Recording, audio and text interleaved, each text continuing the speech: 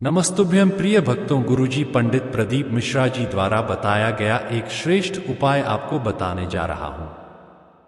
जैसे कि सावन आने वाला है और आपको एक जड़ चुपचाप अपने घर में लेकर आनी है। भले ही सावन के महीने में लाएं या सावन के पहले अपने घर पर रख लीजिए, आपके भाग्य चमक जाएंगे, इस बात की गारंटी है। परिवार में रोग चल रहे हैं, शारीरिक पीड़ा है, मनोकामना लंबे समय से पूरी नहीं हो रही है, आप बहुत दुख पा रहे हैं, तो यह वीडियो आपके लिए ही है और इससे आपके भाग्य की रेखाएं तुरंत चमक जाएंगी। यह बात शास्त्रों और अपने आप में बहुत ही अद्भुत है। आपसे अनुरोध है, वीडियो के अंत तक बने रहिएगा। आपको शास्त्रोक्त सत्य बात जो गुरु जी ने कहा है।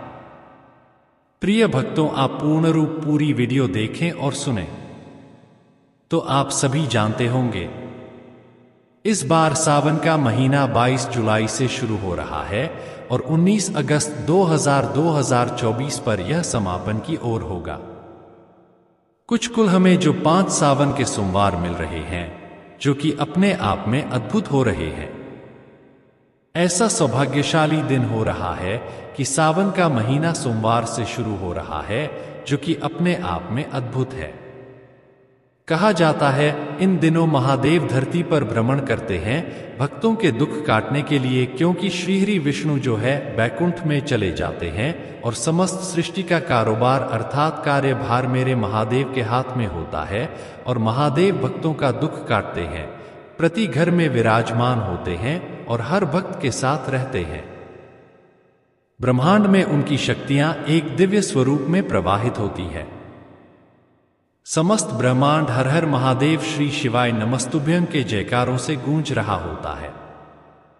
आप सभी को भी जीवन में हर तरफ से पशुक्ति व्रत आपने कर लिया, निरंतर शिव पूजा करते हैं, हार गए हर चीज से, परंतु आपको मनचाहा विवाह नहीं हो रहा है, पुत्र प्राप्ति की इच्छा नहीं पूर्ण हो रही है, तो आपको यह कार्य एक श्रेष्ठतम तरीके से पक्के मन से करना चाहिए।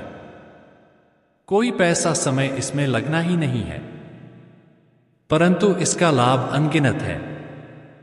वीडियो शुरू करने से पहले कमेंट्स में आप सभी हर हर महादेव या श्री शिवाय नमस्तुभ्यं जरूर से लिखिएगा। महादेव आपकी समस्त इच्छाएं पूर्ण करेंगे। आप सभी कोई नया बिजनेस शुरू करना चाहते हैं तो जरूर से करें, भले ही वह पशुपति व्रत हो या महाशिवरात्रि, मासिक शिवरात्रि का व्रत हो या आवश्यक रूप से 16 सोमवार या सावन सोमवार को ही सभी व्रत शुरू करें, परंतु व्रत इन दिनों जरूर करें। ऐसी मान्यता है, यह दिन प्रकृति के होते हैं, हमें महादेव से जोड़ने के दिन होते हैं, तो देर न करते हुए उस जड़ की बात कर लेते हैं। जैसे कि इस जड़ की सबसे अधिक महत्वता कही गई है। इस जड़ को आप सभी इस सावन के महीने में घर पर लाकर अच्छी तरह से धोकर स्थापित कर कर काम में लेते हैं ना महादेव की पूजा के लिए, तो आपके भाग्य चमक जाते हैं। इस पेड़ की जो जड़ है वह अमृत है, इस पेड़ की मिट्टी जो है वह अमृत है, इस पेड़ की छाया में जो बैठकर उपाय कर लेता है। कहा जाता है, इस पेड़ की जो है छाया से अगर किसी भी व्यक्ति की अर्थी गुजर जाती है, अर्थात इसकी छाया प्राप्त हो जाती है व्यक्ति की अर्थी को, तो वह शिवलोक जाता है। ऐसी मान्यता है, इसे जो पेड़ की पट्टी है अगर वह शिवलिंग पर चढ़ती है, न चढ़ाई जाती है, तो भक्त की सब कामना सिद्ध हो जाती है। इस पेड़ की जितनी महत्वता कहूं उतना कम है। इस पेड़ को सावन महीने में जो पति पत्नी लगा देते हैं, उनके घर पुत्र का जन्म होता है, पौत्र और संतान की लंबी उम्र प्राप्त होती है। सबसे अधिक यह महादेव का अंश माना जाता है। यह पौधा कोई सामान्य नहीं है, यह पौधा एक चमत्कारी पौधा है। हम बात कर रहे हैं बेलपत्र वृक्ष की जड़ की, तो आप सभी पहले ही पहचान गए हैं, तो कमेंट मुझे बताइएगा। आप सभी को इस सावन के शुरू होने से पहले विशेष तौर पर बेलपत्र की जो जड़ होती है वृक्ष की वह उठाकर तोड़कर अच्छी तरह से घर लानी है। घर लाकर आपको इसे धो लेना है साफ सुथरे स्वर में। अब आप इस वृक्ष की जड़ को कब लाएंगे, इस बात का भी ध्यान रखें। आज आप इस बेलपत्र की जो वृक्ष की मैं जड़ कह रही हूं, इसे आप सभी किसी भी शुभ तिथि में ला सकते हैं, परंतु जब तक आप जो इसे ला रहे हैं, इस बात का ध्यान रखें कि सोमवार को इसे ना लाएं, क्योंकि सोमवार के दिन बेलपत्र, वृक्ष की पत्तियां तोड़ना, जड़ तोड़ना, वृक्ष की छाल होना अच्छा नहीं माना जाता, क्योंकि यह साक्षात महादेव का स्वरूप है। पूर्णिमा के दिन बेलपत्र वृक्ष की पत्ती नहीं तोड़ सकते, नहीं जड़ उखाड़ सकते हैं, इस बात का ध्यान रखें। अमावस्या तिथि और शाम के समय भी, सांझ का जो समय होता है, उस समय भी आप सभी इस बात का ध्यान रखें कि बेलपत्र की पत्ती नहीं तोड़ी जाती। जिस दिन आपका उपवास हो उस दिन भी बेलपत्र की जड़ या पत्ती को नुकसान नहीं पहुंचाना चाहिए। इसके अलावा अन्य कोई भी दिन, मंगलवार हो, बुधवार का दिन हो, गुरुवार का दिन हो, शुक्रवार का दिन हो, शनिवार, रविवार, किसी भी दिन ला सकते हैं। बस सोमवार, मासिक शिवरात्रि, प्रदोष और साथ के साथ अमावस्या, पूर्णिमा, शाम के समय बेलपत्र, वृक्ष की पत्ती और जड़ को नहीं तोड़ना चाहिए।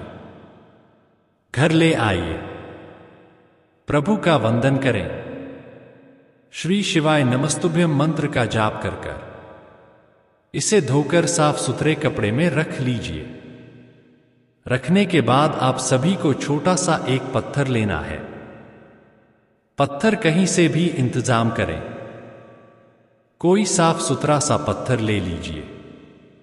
अब पत्थर में आप सभी को प्रभु का स्मरण ध्यान करते हुए, बेलपत्र वृक्ष की जड़ है ना, उसे थोड़ा सा पानी डालकर या गंगाजल डालकर घिस लेना है। घिसने के बाद आपको कई प्रयोग इसके बताएंगे। सबसे पहला प्रयोग तो मैं यही बता रहा हूं। सबसे पहले आप सभी को बेलपत्र वृक्ष की जो जड़ है, उसे किसी पत्थर पर पीस लेना है। आप उसको पीस कर चंदन प्राप्त कर लेंगे। चंदन प्राप्त करने के बाद आपको लेकर जाना है से महादेव के मंदिर में अपनी मनोकामना कहकर श्री शिवाय नमस्तुभ्यम मंत्र का जाप कर कर बेलपत्र वृक्ष की जो जड़ है, उसका बना हुआ चंदन जो शिवलिंग पर अपनी मनोकामना कहकर समर्पित कर देता है, त्रिपुंड से बना देता है, ओम की आकृति लिख देता है, उनके नेत्र उभार देता है। बेलपत्र वृक्ष की जड़ के चंदन से तो उसका भाग्य ऐसा बदलता है। कहा जाता है महादेव उसे दर्शन देते हैं, गले लगाते हैं और मन की कामना सिद्ध कर देते हैं। तो बेलपत्र वृक्ष की जड़ लाएं और महादेव को बेलपत्र वृक्ष की जड़ का चंदन बनाकर आप सेवा प्रदान करें। भाग्य चमक जाएगा।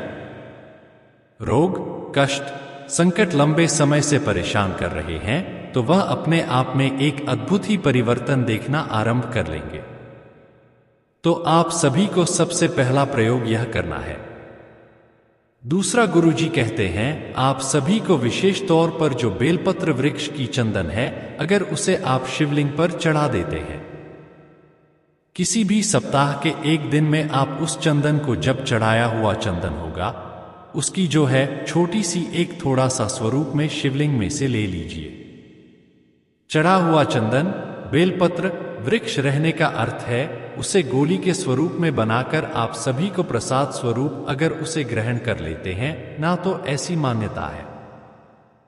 गुरुजी साक्षात अपने मुख से आपने सुना होगा, वह कहते हैं कि तुरंत रोग कट जाते हैं। तो कोशिश करें इस सावन महीने में इस जड़ का यह प्रयोग आपको करना ही है। कहा जाता है सावन महीने में जो बेलपत्र पौधा लगा देता है, उसके घर में रोग, शोक, कष्ट, संकट, पीड़ा से मुक्ति मिल जाती है। बेलपत्र वृक्ष की जो महिमा है वह अद्भुत है। बेलपत्र वृक्ष का पौधा लगाकर जैसे जैसे बेलपत्र वृक्ष का पौधा बड़ा होता है, उसमें लगने वाली पत्तियां शिवलिंग पर चढ़ती हैं। वैसे वैसे आप जो व्यक्ति चढ़ा रहा होता है, उसका भी थोड़ा सा फल आपको प्राप्त हो जाता है। तो कोशिश करें पति पत्नी आप साथ में जाकर बेलपत्र का पौधा लाकर किसी मंदिर प्रांगण में रोपित करें। बेलपत्र की महिमा शास्त्रों में ऐसी कही गई है जो कि अपने आप में अद्भुत है। कई भक्तजन बेलपत्र की जड़ को गले में भी घात धारण करते हैं। यह रुद्राक्ष से भी बड़ा फल माना जाता है।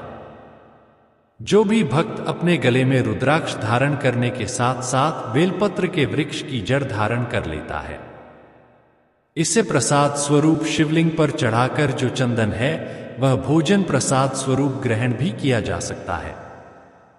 इतनी महिमा कही गई है तो इस सावन महीने में इस जड़ को घर लाकर चंदन बनाकर शिवलिंग की सेवा करें। मंदिर नहीं जा सकते, घर पर करें, भाग्य चमक जाएगा, इस बात की गारंटी है। वीडियो उपयोगी रहा हो तो लाइक करें, शेयर करें, सब्सक्राइब करें और मुझे अपनी राय बताइएगा कि गुरुजी ने यह उपाय आपको बताया तो आपने किया और आपको लाभ हुआ। इससे पहले भी मैंने वीडियो अपलोड की हुई है, कृपया उसे भी देखिएगा। मिलते हैं इसी तरह की विशेष जानकारी के साथ। जय श्री राधे, हर हर महादेव।